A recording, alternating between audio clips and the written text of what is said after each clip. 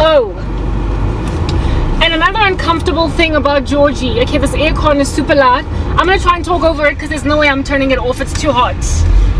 I just went to the bathroom now because I was pressed to pee, and I found out I'm on my period. There is nothing worse than finding out you're on your period, as opposed to just kind of telling because you've got stomach cramps or something that it's coming, because then that means you have to, like, I don't know, go on a whole washing expedition, taking off nether garments and washing them.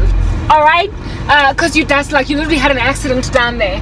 And I was like, so the whole time that I was busy taking out a battery out of a car, I was bleeding. I was bleeding. Like, that is the reason why women should not be kinnicking vehicles. Do you understand?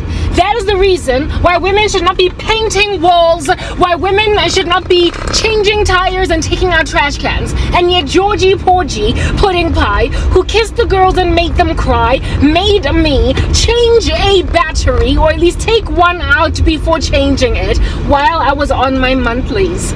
It is no wonder then that my heart too is also bleeding. No thank you. No thank you, Georgie. Hey? And then you claim that you're not a misogynist. And I'm like, what kind of a man loves a woman and then makes her change a tire or makes her change a battery and on top of that on her period? I need to understand, Georgie Porgy, hey? And yet you're in denial. These men are literally denying that they started this war.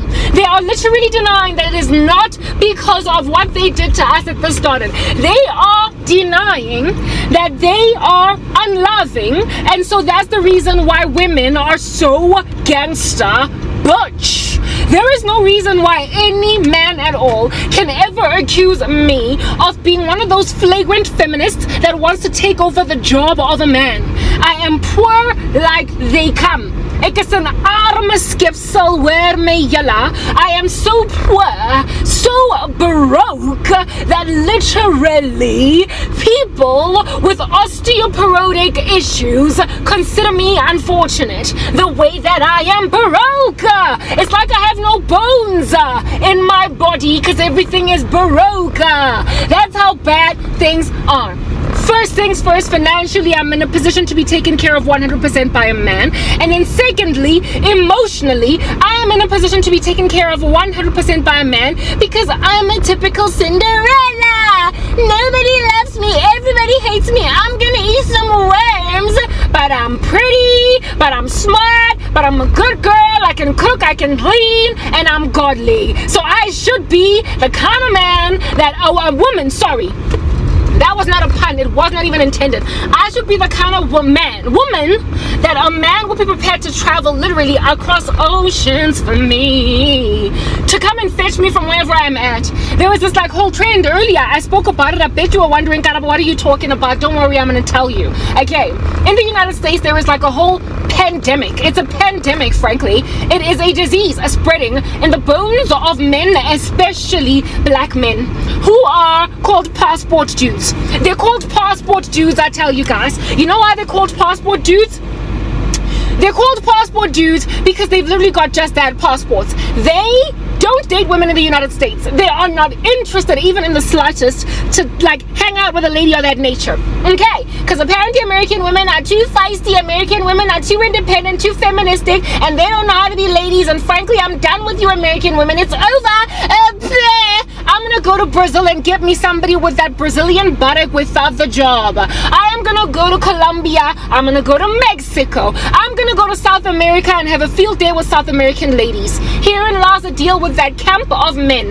The reason why they want these women is because they are far more domesticated than American women are, and they are also not feministic. They are happy to be barefoot and pregnant in the kitchen cooking for men, and on top of that, they are happy to be provided for 100% by men. So in other words, they don't contribute to the bills at all. They get paid for, and apparently these passport men resent the whole 50-50 concept. Okay, very well. And in turn, they want these ladies to be basic old school women, eh? Cooking, no cleaning, no having baby, complaining very little. Don't speak a word.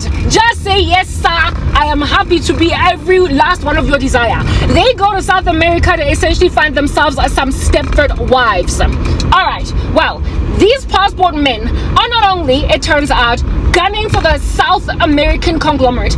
It turns out that they just want any woman at all that has not been violently misogynized by the feministic movement or misandriaized by the feministic movement. They want a woman that holds to traditional, typical gender roles, which I am. So the guys that are busy flailing their little random misogynistic flags on the internet, speaking about being passport okies, gunning for South America, it turns out that they're not only going to South America for that, because I am in South Africa and I had me a passport gangster that wanted to come and grab me from SA because I am one of those anti-domesticated ladies. Not anti, sorry, but totally domesticated ladies. I have no money. I need somebody to take care of me 100%. And on top of that, I'm super godly and I believe in total gender roles. I believe the Bible is real and I believe that Jesus Christ is Lord. I believe everything that the misogynist that wants their bread buttered on both sides wants. A woman that is going to be a total doormat without him honoring his part of the equation in loving a woman the way that Christ loved the church.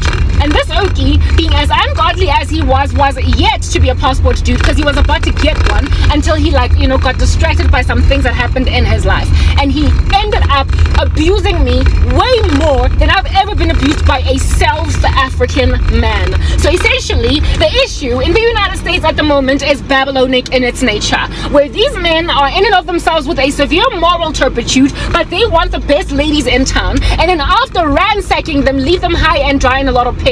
I wonder how many women in Colombia, Mexico, Brazil, Argentina, I could go on. Did I just say Argentina? Don't cry for me, that's in Europe. I'm sorry, but it could be Argentinian, because really, frankly, if at all it's not in America, they're trying to gun for it. If it has not been super duper made like a man, they're trying to gun for it. And because they don't build character in and of themselves, because they don't build any real girth and virtue in and of themselves, they are like ones who, the Bible says, if a man goes from poverty to wealth overnight without training, the whole earth is going to shudder under him. Hey, you can't make a person from rags to riches. The kind of popa that takes over the king's position is going to be a menace to society. That is basically me paraphrasing the Bible. Do you understand? So what these men are like ones that encounter very wealthy women, at least in light of how it is that they do womanhood. They're real, true, hard knock, unfettered, untainted women of old school traditions who still cook, who still clean, who are still very, very, very much fundamental in the way that they operate. But these men have never been trained how to deal with women like those. They're not like men of old who were genteel. They're not like men of old who had chivalry. They're not like men of old who took care of women and not abused them for being more financially powerful than them. They're not like men of old who knew how to act around a woman precisely because he knew that he had to take care of her for the rest of her life. They do not learn the basic fundamentals of how to be a husband or a man in the life of a woman that is that old school. In and of themselves, they're not old school. They're just like old school values, and so they rock up in the life of a woman that is wealthy with an old school rawness. She's still very raw, like wild honey, haven't not been tainted by the things of this world.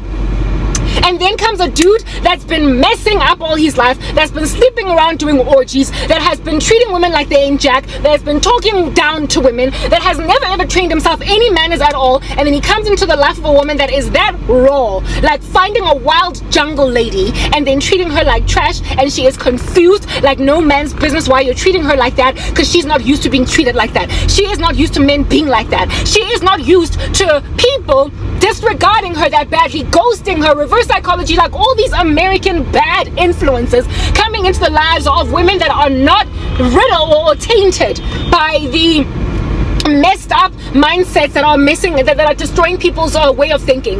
The way that the world has been tarnished from biblical Christianity or biblical ways of doing life or old school ways of doing life. You cannot then bring a person that has been raised in a very raw environment environment that is yet to be gentrified or globalized, you can't just rock up in her life and continue being a globalized and a gentrified gangster. You gotta know how to in and of yourself be retracted back to the 20s. If you want a woman that's got a 20s mindset, you have to find out how men in the 20s were to women. You have to go into the 1800s. You have to go into the 1600s and find out how men in those days treated women. And since men don't want to go back to old school manhood but yet want old school womanhood, what they do in the lives of these women that have been not tainted by the feminism of this world is abuse them. They come in and they just destroy. They throw things all over the show. They mess up. They're clumsy in that environment. They are cantankerous, they're disastrous, and they leave the poor woman freaking traumatized, like with a heavy PTSD, because they never expected that kind of mistreatment of their person by men. South African men are rubbish. They're trash. They have wreaked havoc in my life, but I have never been more wreaked havoc in the life of than and by an American man. What South African men did to me, I expected it because I grew up with it. Do you understand what I'm saying? So the trauma that the capacity for it, that I experienced was already just kind of like buffered by the expectation of it coming my way, because it is my country. I met an American man that treated me in freaking weird ways that I could not understand, and I was like, what's going on here? So these passport men that from the US go outside their country to get women in other countries because apparently they have not been tarnished by feminism.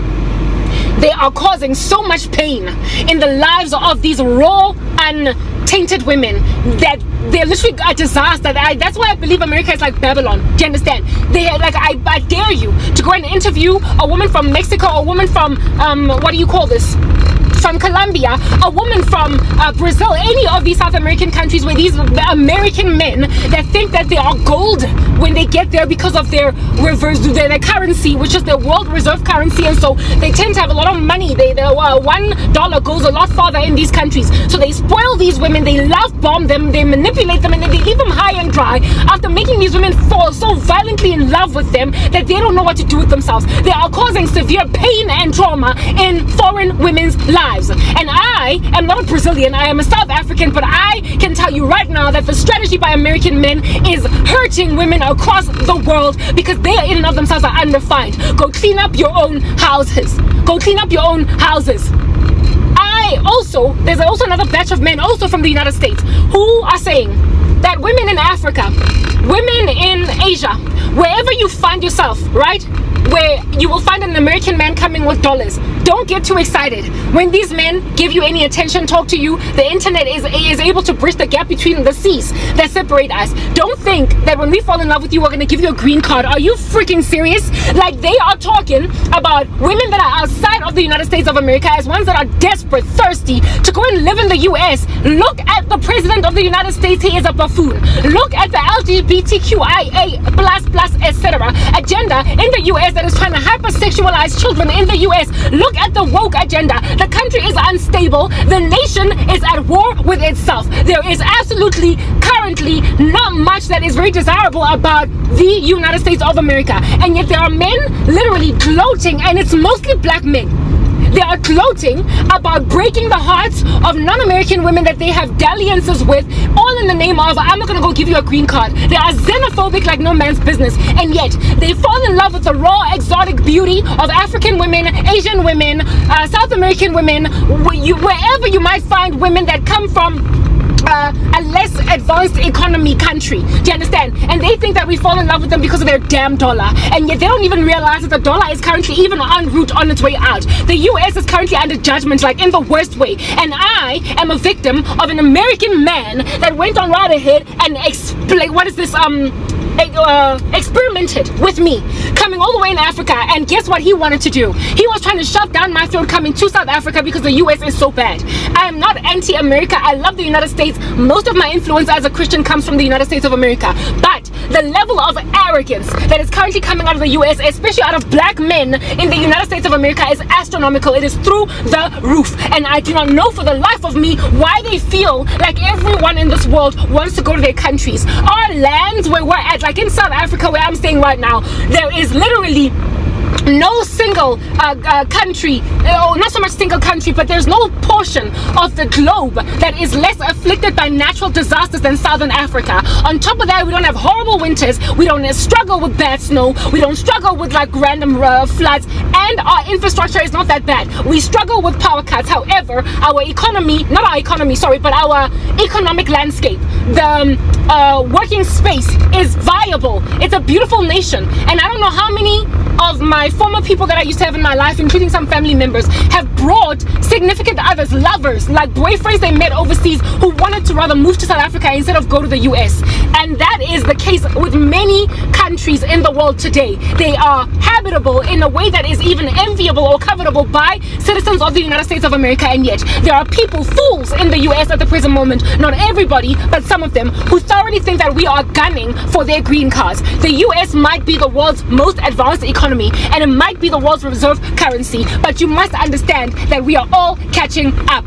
South Africa is a beautiful country, but it has persecuted me as a Christian, and that is the only reason why I'm currently even trying to leave. If it had not persecuted me, I would never have wanted to go. And yet there are men in the US claiming that if I fall in love with any of them, that I am like literally somebody that's trying to gun for a green card. I am not living in some hut at the back of a jungle, unable to gauge what a light switch is. Sufficiently enough for me to think that moving out of Africa is the solution. We have cars, we have got lifestyles that are covetable or enviable. They look at us on the internet dancing, they look at our beautiful skin, our black that don't crack, our longevity, we look young for like ridiculously long. They look at the way that, and okay, so first of all, we're ageless, and I'm not just talking about Africans, I'm talking even about Asians. I'm speaking about people from the Asian countries like North, South Korea, Japan, etc. The way that we are being treated by the American conglomerate, it is strange, because they have a fetish about us, a fetish. They see that we literally don't age, we defy time. Do you understand? We don't age, we get to later ages, we don't also come from a culture where women are being dissed for turning 30. That's like an American problem. Do you understand? We don't have, like, guys, I never got mocked for being 35 and up by anyone other than an American man. This guy, is his witchcraft that he put on me is to make me feel like trash because I am in my late 30s. Stuff like that doesn't even fly that heavily in Africa because of how much we are like vampires. We get to the age of 38 looking 28, so it takes a very long time for men to stop being attracted to us. And because of that, I have never ever imagined that turning 40 was a problem, and now I am scared out of my mind to turn 40 because some American man rocked up and called my 38 years of age, my 37 years of age, the tantamount of me being rusted and uninfluential anymore. I have been persecuted for 8 years as a Christian, yet I have never had this level of vitriol slapped my way by any individual South African. And yet these guys think we want their green cards when there's such moral turpitude going on. Joe Biden is a judgment on the United States, and American moral turpitude is also a judgment on the United States. I'm not against Americans at all. Like I said, many of them are my brothers and sisters in the faith. But those that don't know the Lord, yes, like it, moral, like, you know, brood of vipers. Thank you. You know, John the Baptist would have called the American conglomerate a brood of vipers. Like, you better be in keeping with repentance, otherwise you're going to find yourself in the flames of hell. These men are mocking African women, Asian women, South American women after they have dalliances with them for 5 months and then go back to the US since they have burped after spending their dollars on us and thinking that we're going to be groveling after them because of their country. Whereas a lot of times why we're crying and moaning and groaning is because that's what happens when a woman gets broken by a man that she fell in love with. We didn't fall in love with them because they're American. We fell in love with them because they're men that came into our lives, display certain characters, and we fell in love with all that, the sweet of a combination of what he is. This man made me fall in love and then literally extracted himself out of my space and tried to make me feel like trash for being 37 when I look 27. All the best, American. Asimo States. Back in the day, there was a song in my country. God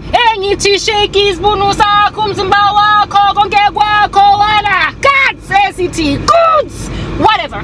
Somewhere along the way in those lyrics, that fiesta or fiasco, yeah, TKZ and Co. There's something saying by, I think, Chili Chili's. that asimo states mo. Long story short, stop acting like you're in America. Yeah, well, I shall state that again. Asimo states mo. Kare sokole rona go hota. Not hota, sorry mara go tsofala. This is not the US. We don't struggle with age. This is not the US. Our women don't get mocked for getting older. This is not the US. We do not have an issue with our countries so much that we just want to run away and get a green card. We are not trying to marry Americans so we can get American citizenship. This is not the US. This is South Africa, or whatever country it is that we might be dealing with. We got raised with basic principles of Africanness or South Americanness or Asianness that are very old school. We still believe in gender roles. Mara, we are being abused by American men, it turns out, because they're fed up with the war that they are in with themselves among American women and men. Well, you know what? I'm done. What that dude did is literally turn me off every last American that could ever try and holler at me, because I am now scared that this guy's gonna think I'm falling in love with him because of a freaking green card. Like, leave me alone. Lost me 8. I am not, I am vos, I am upset, and I got a bone to pick with the US, but only because of one guy. Literally, I don't know what it's gonna take for me to change my mind. I give one shot, or I give one American a shot, and they literally throw the bombs that they throw to each other at me. So this is what I gotta say to the US, as somebody coming from South Africa, los ons 8. As somebody coming from any other country outside of the US, los ons 8. That means leave us alone, because you don't respect or honor the values of our cultures where we come from. You come to our nations and break the hearts of our women and give them PTSD that they never would have experienced if they had stayed inside their borders. Fix your issues, United States. You literally are modern day Babylon and you can't even wake up to notice it. Your moral turpitude is through the roof. You are more 2 Timothy 3 than any other single country in the world, and yet you're arrogant like no man's business. Who says we want you?